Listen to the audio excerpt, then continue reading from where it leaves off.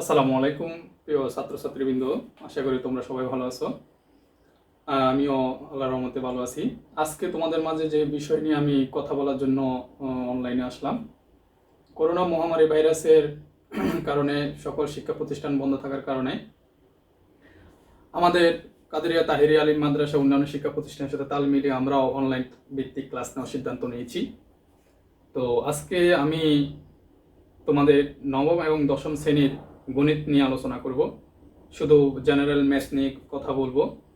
তারপর ত্রিকোণমিতি, পরিমিতি এবং পরিসংখ্যান, ওই অধ্যায়গুলা, ওই অঙ্কগুলো আমরা অন্য দিন বা অন্যান্য সময় ক্লাসে তোমাদেরকে বুঝিয়ে দিব। তো আজকে আমি যে বিষয়টা নিয়ে কথা বলার জন্য আসছি, তোমরা আমার পিছনে হোয়াইট বোর্ড দেখতেছো, যে আমি এখানে লিখেছি। দেখো, নবম এবং দশম শ্রেণীর গুরুত্বপূর্ণ অধ্যায় সমূহ।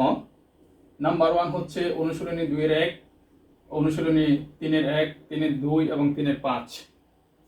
তারপর দেখো নাম্বার 3 অনুশীলনী 4-1, তারপর হলো 4 নাম্বার হচ্ছে অনুশীলনী 5-1, তারপর 5 নাম্বার হলো অনুশীলনী 11-1 এবং 11-2, তারপর হলো 6 নাম্বারে অনুশীলনী 13-1।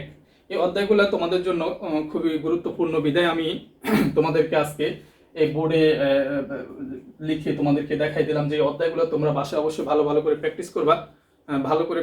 তাহলে তোমরা নবম শ্রেণীর বার্ষিক পরীক্ষা এবং দশম শ্রেণীর আগামী 2021 সালে যে দাখিল পরীক্ষা দিবা, তোমাদের জন্য এই অধ্যায়গুলো খুবই দরকার। বিদায় আমি আজকে তোমাদেরকে এই অধ্যায়গুলির সাথে পরিচয় করিয়ে দিলাম। তো তোমরা বাসায় অবশ্যই অঙ্কগুলি করবা। আর আজকে আমি তোমাদের মাঝে একটা চ্যাপ্টার নিয়ে আলোচনা করব, সেটা হচ্ছে যে অনুশীলনী 4-1, হ্যাঁ, লগারিদম, সূচক এবং লগারিদম।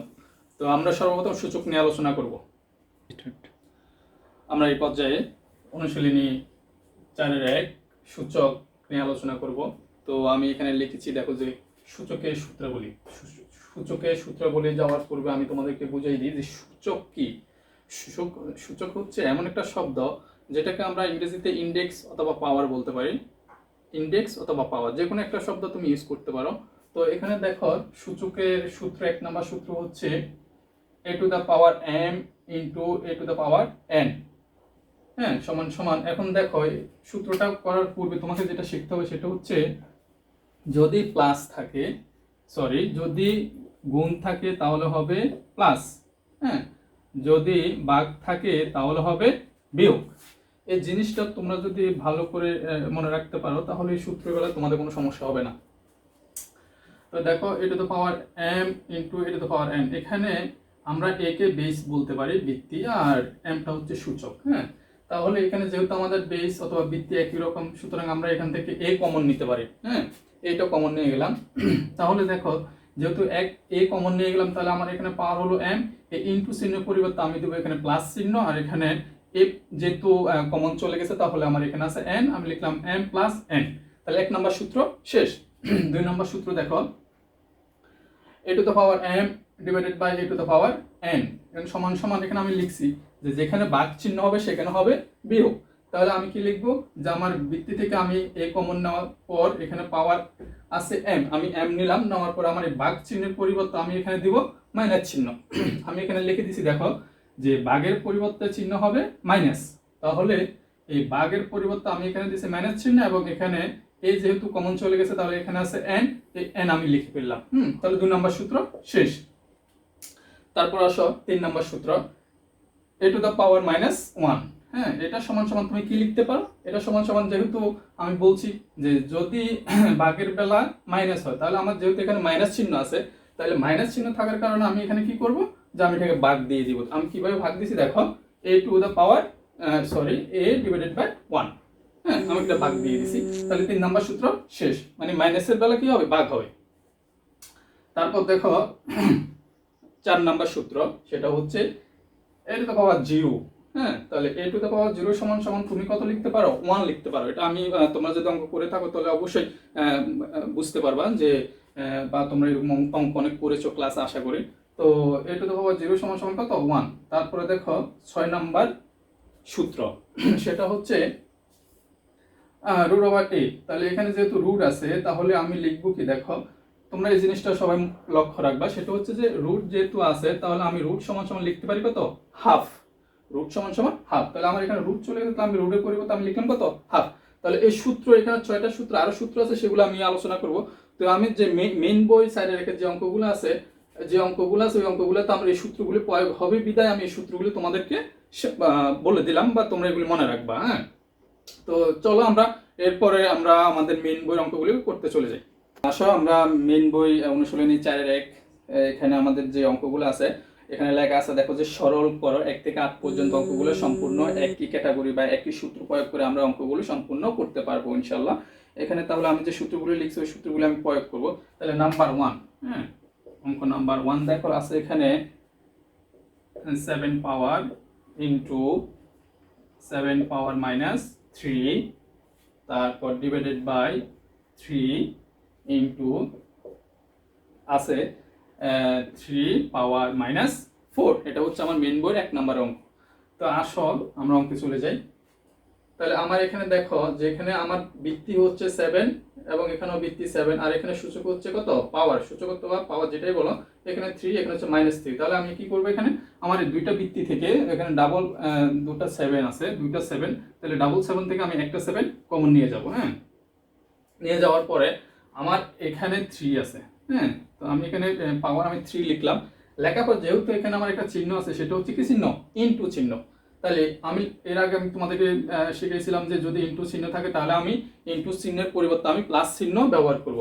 তো আমি এখন এই ইনটু চিহ্ন পরিবর্তে আমি এখানে দেব প্লাস চিহ্ন। দেওয়ার পরে দেখো যেহেতু এই 7 কমন চলে গেছে, তাহলে এই 7 এর পরিবর্তে আমার এখানে পাওয়ার হচ্ছে -3, তাহলে আমি এখানে ব্র্যাকেট দিয়ে দিব -3। হ্যাঁ, এতটুকু ক্লিয়ার, বুঝতে পারছো অবশ্যই। এরপরে দেখো নিচে আসো, এখানে বৃত্তি দুইটা 3 এবং 3 দুইটা থেকে আমি একটা কমন নিয়ে যাব। নিয়ে যাওয়ার পর দেখো যেহেতু এই 3 উপরে কোনো সংখ্যা নেই, তাহলে আমি এখানে মনে মনে ধরবো 1। আমি এখানে 1 ধরি। তারপর দেখো এখানে আছে যেহেতু 3 কমন চলে গেছে, তাহলে আমার এখানে আছে কত, পাওয়ার -4, তাহলে আমি লিখব -4। তারপর দেখো অথবা -4 যদি তোমরা, আমি এর আগে বলেছিলাম যে এখানে ইনটু চিহ্নের পরিবর্তে কি হবে, প্লাস, আর এখানে হবে -3। হ্যাঁ, জাস্ট উপরে যেটা করছি আমি নিচেও সেটা করছি। তাহলে আসো এখন দেখো কি হয়, যদি আমি এখানে লিখি 7 পাওয়ার 3 প্লাসে মাইনাসে মাইনাস, মনে রাখবা প্লাসে মাইনাসে -3, আর নিচে হচ্ছে দেখো 1 প্লাসে মাইনাসে -3।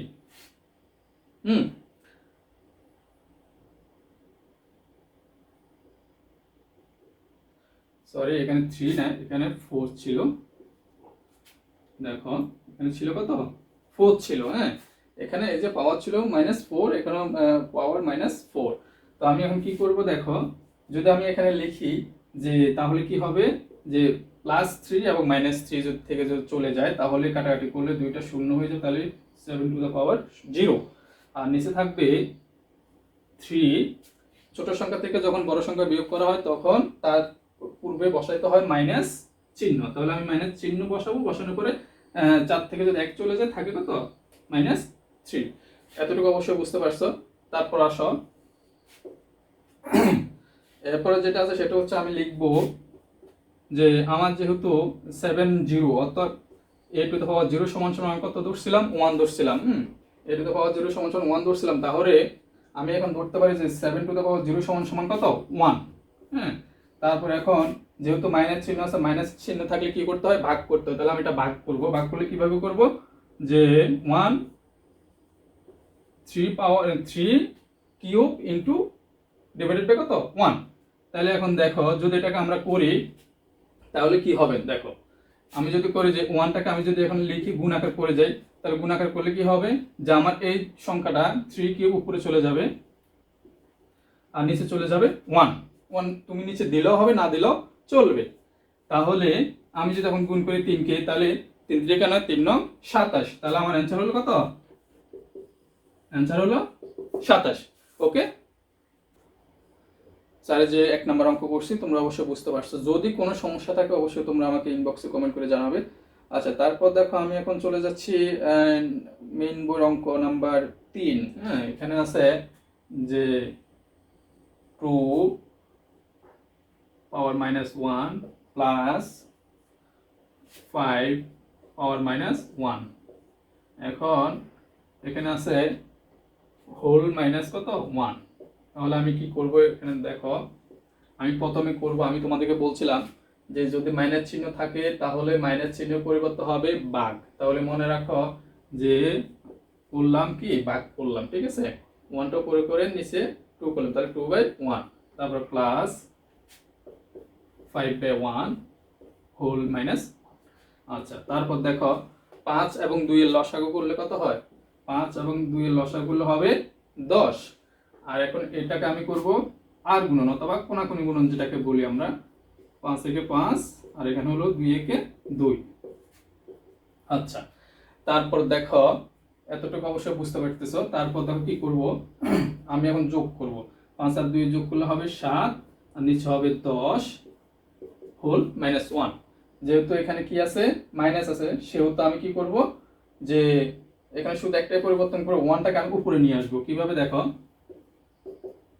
1টাকে উপরে আনতে হলে আমাকে কি করতে হবে, 1 1 7 10/7। তাহলে এখন কি হবে, যদি এভাবে করি তাহলে হবে 10/7। তাহলে অ্যান্সার কত হলো, হ্যাঁ তাহলে আমার কি হলো অ্যান্সার হলো কত, যদি আমি 1 এর সাথে গুণ করি তাহলে যেটা 1 এর সাথে যে কোনো সংখ্যা গুণ করা হয় ওই সংখ্যায় হয়, তোমরা এটা অবশ্যই ভালো করে জানো। তাহলে আমার অ্যান্সার হবে কত, 7/10। তাহলে আমার 3 নাম্বার অঙ্ক কমপ্লিট।